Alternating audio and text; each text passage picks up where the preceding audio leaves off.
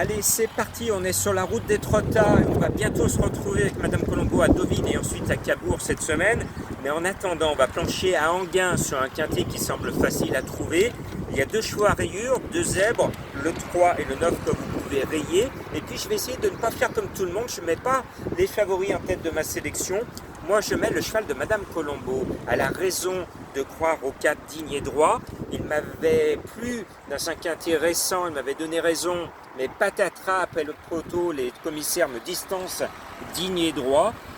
Alors je pense que le cheval nous doit une revanche, il va nous rembourser et il peut même l'emporter parce qu'il est mené par Eric Raffin. Et puis le 11 Crescendi, c'était la trouvaille de Madame Colombo la dernière fois. Le cheval a crevé l'écran, il a super bien couru, je le sentais bien. Et là je me dis, le coup suivant, si le recours pareil, il va être à l'arrivée. Alors ensuite, il y a du vent ici, mais c'est normal. On va rajouter l'un des favoris, l'As classique au fort.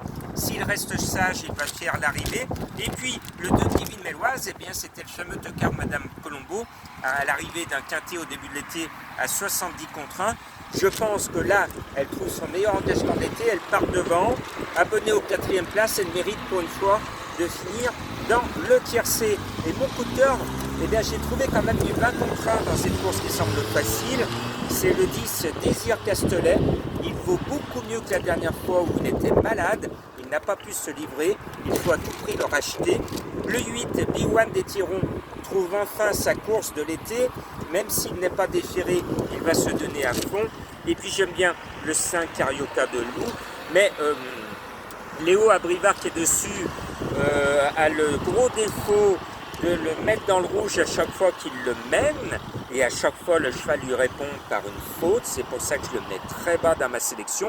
L'autre fois, c'était Raffin qui le menait et j'étais beaucoup plus confiant parce que le driver l'a mené plus sagement et le cheval était à l'arrivée. Et là, Léo va faire pareil. Il va vouloir faire le fort dès le départ et patatras. Voilà mon pronostic sur Carioca de Loup.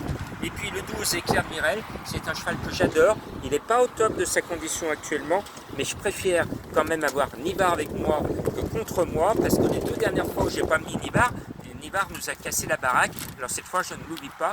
L'indice de confiance est de 4 sur 5. Bonne chance.